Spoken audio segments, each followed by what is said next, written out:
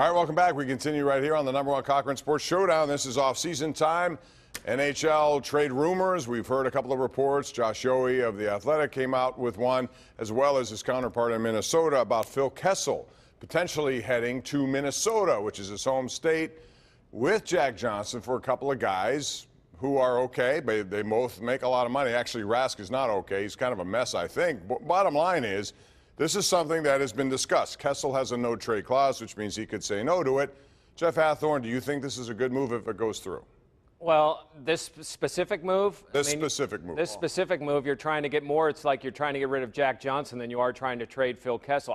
I think you can make this move a win because you're getting younger guys, and maybe there's a chance for a bounce back for Rask, maybe, and maybe you get more development from each of those two players. So, but that's all because of Jack Johnson. You're not trading a guy like Phil Kessel and getting the proper return. You're trading him along with the salary you should never have signed to get something else. I hated this trade idea. I'm not opposed to the idea of trading Kessel. This one I really didn't like. The Penguins would have saved all of, what, $500,000 in cap space if this 2-for-2 player was pulled off.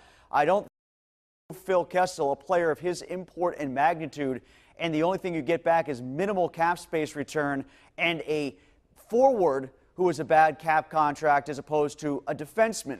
You have to, at times, overpay and take a saddled contract for a 5th or 6th defenseman that you don't want, but you don't have to do that for a 4th-line center. That never should have been part of this conversation. I would prefer to see them trade Kessel for picks and then have the cap space open to maneuver how you like. Let's remember, guys, right now they're projected to be $3 million over as it is, and Kessel being moved out at 6.8, wherever you trade him to, assuming you don't have to hold on to it, you're still only looking at $3 million then to play with. Well, this is almost the official end of Kessel here. If he's not going to Minnesota, and we had their guy on that said he doesn't want to go there, and it's one of the teams he can turn down. He doesn't have a no-trade, Bob. He can, like, pick 8 teams that he won't go to, and I guess Minnesota is one of them. They're going to trade him. I think he's just worn out his welcome here with the organization. The coach has had about all he can take, which is what Kessel's history is. It happened in Boston. It happened in Toronto. He's a tough guy to coach. He should always be remembered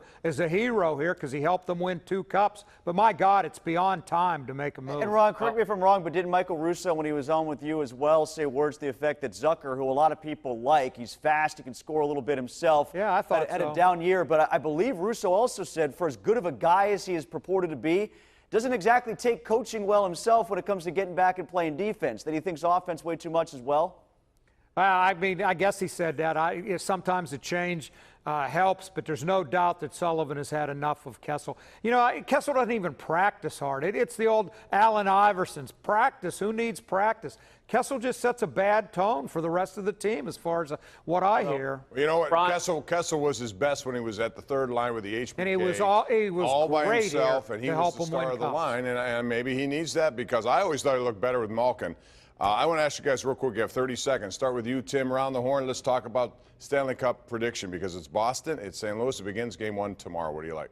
I think the Bruins are going to win because we're just going to be tortured by further Boston dominance. The one team from Boston that I want to see win a championship is the Celtics, and they didn't. You've tasted it, you know. I know, yeah. I am not rooting for the Bruins, but I admire how they've retooled themselves and the way they play hockey right now. And they've got an edge, obviously, in Marchand, a kind of an evil guy that they seem to rally around for some reason. I do think Boston will win. Yeah, me too. And I thought I heard it. It's been since the mid-1930s, and no, I wasn't there to cover it, that one town had 4 champions at the same time. I guess it was Detroit, 3 champions at the same time. Boston with the Red Sox, with the Patriots, now the Bruins. They're going to be insufferable up there. Yeah, well, the Celtics let them down anyway. But I hope the Blues win. I like what they've done. It's sort of similar to what the Penguins have gone through twice with coaching changes midseason. Anyway, now let's go around the horn. This week's Smooth Moves brought to you by Armina Stone, Pittsburgh's largest supplier of the smoothest granite, marble, and quartz countertops you're going to find anywhere. That's Armina Stone. So, Jeff Hathhorn, your smooth move is? Well, I'm going to start by thanking Alejandro Villanueva, Rocky Blyer, and those that served our country on this Memorial Day. Thank you all for what you did so we can do something like this. Thank you. Wow, that one's a hard one to follow, Jeff. Great. I'm going to go with Austin Meadows. Bob mentioned it. 4 for 4 today, 3 RBIs, leadoff home run, hitting .341, OPS nearly 1,100. His team's 12 games over 500. I'm going to go with the women of Trine University in Indiana, who pulled off a hidden ball trick like I've never seen before to get the final out with a runner on second base, up by 1 in a World Series regional, a super regional to get to the College World Series. It was unbelievable. If you saw the movie Little Big League, it's exactly the same thing.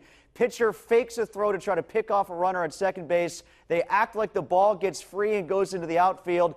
Diving, screaming all over the place, and she cuts off the runner and tags her. It was unbelievable. I saw that. That was unbelievable. For me, I normally don't contribute here, but it was a guy in right field who made the one-hand backhand catch, left-handed with his nachos in his right, never dropped the ball on the home run by Jock Peterson, gave it to the little boy in front of him. That's a smooth move if I've ever seen one. But those are the smooth moves of the week, brought to you by Armina Stone. They feature Pittsburgh's largest indoor stone gallery and granite marble countertops imported from all over the world to give you the smoothest countertops in your area. Score a touchdown right now with new granite countertops from Armina Stone. Steelers next.